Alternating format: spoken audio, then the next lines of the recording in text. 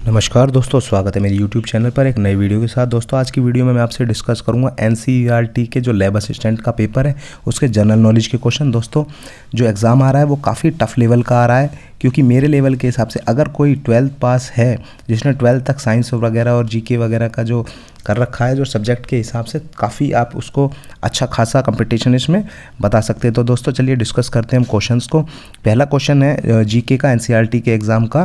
दोस्तों ये जीके के जो क्वेश्चन है ये लगभग सभी एग्ज़ाम में आ रहे हैं। 25 क्वेश्चन, जिसमें कि 15 जीके और 10 करंट अफेयर के। आज हम उन सबको डिस्कस करेंगे।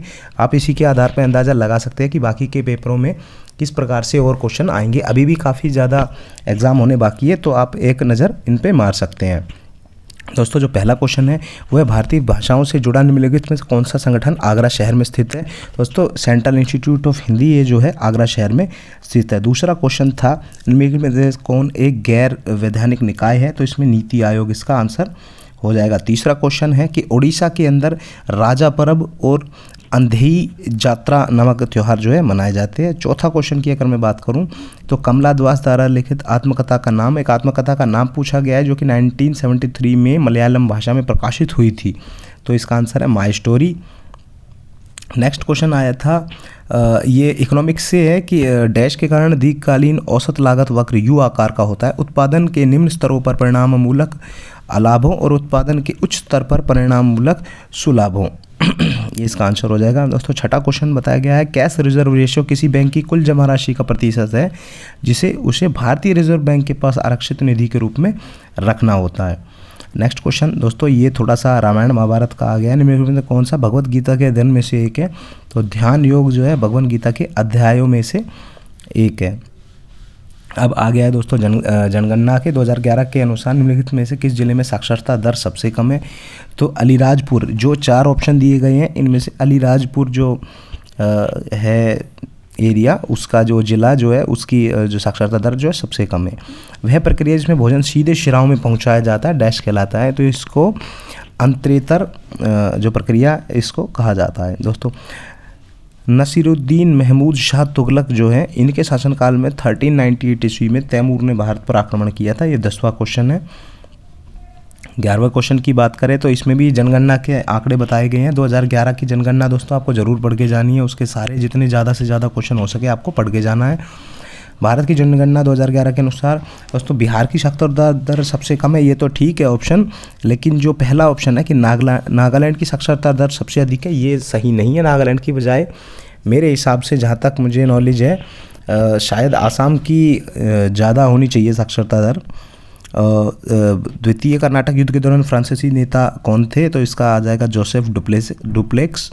भारतीय नागरिकता प्रतिक्रिया डैश द्वारा प्रशासित की जाती है, तो भारतीय नागरिकता अधिनियम 1955 के इसका आंसर हो जाएगा। नेक्स्ट क्वेश्चन आ गया दोस्तों भारतीय संविधान के अनुसार भारत का राष्ट्रपति डैश होता है, तो राष्ट्राध्यक्ष होता है। ये काफ़ी आसान क्वेश्चन था। 1 ग्राम वसा में कितनी कैलोरी पाई जाती है, दोस्तों इसमें आंसर आ जाएगा 9 कैलोरी पाई जाती है। अब दोस्तों नेक्स्ट अगर हम पोर्शन की बात करें तो वो है करंट अफेयर का, वो भी काफ़ी हार्ड लेवल का पूछा गया था। विश्व पर्यावरण दिवस पर डाउन टू अर्थ ने अपने मूल संगठन के साथ the state of India's environment 2023 is figures report की जा रही थी, जिसके अनुसार अपने वन क्षेत्र को बढ़ाने और नगर पालिका अपशिष्ट उपचार में प्रगति के लिए डैश राज्य शीर्ष पर है। मतलब कुल मिला के ये है कि जो अपने वन क्षेत्र को बढ़ाना चाहता है और जो नगर पालिका के जो एक्स्ट्रा जो मतलब कूड़ा कचरा है उसको निपटाने के लिए सबसे अच्छा काम कौन कर रहा है, तो तेलंगाना राज्य हो जाएगा। नेक्स्ट क्वेश्चन आया था संविधान अनुसूचित जनजाति आदेश दूसरा अधिनियम 2022 नारी कोरवनंदम, ये मुझको ठीक से पढ़ना नहीं आ रहा है, कुरीविक्कन समुदाय को डैश में अनुसूचित जनजाति के रूप में शामिल किया गया, तो ये तमिलनाडु राज्य से संबंध रखती है ये जनजाति।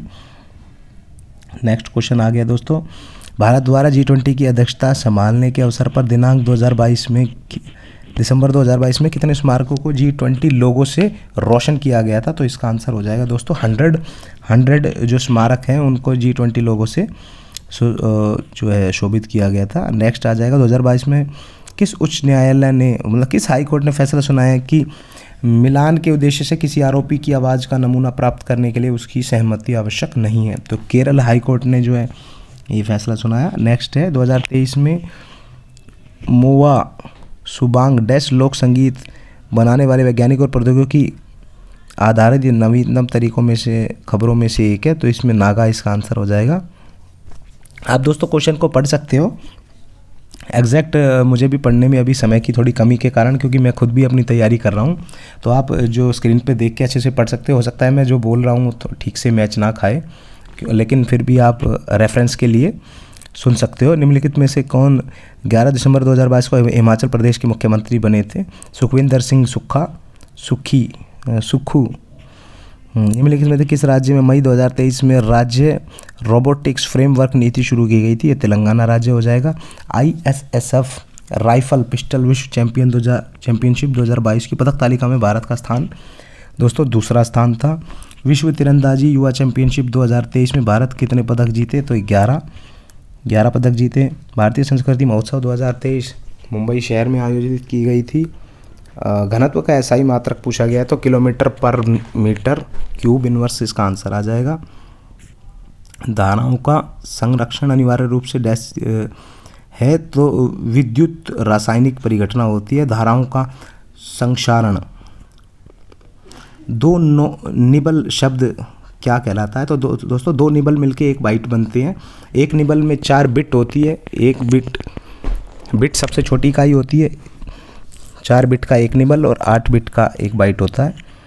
अभिक्रियाएं x plus Y Z XZ plus Y किसका उदाहरण है?